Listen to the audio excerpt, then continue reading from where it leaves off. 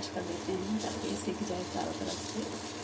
Oil moisturise हो जाए इसके अंदर से, ज़्यादा ऑयल भी ना हो। फिर बटर के साथ इसको बटर के साथ सर्व करेंगे, बटर के साथ चटनी के साथ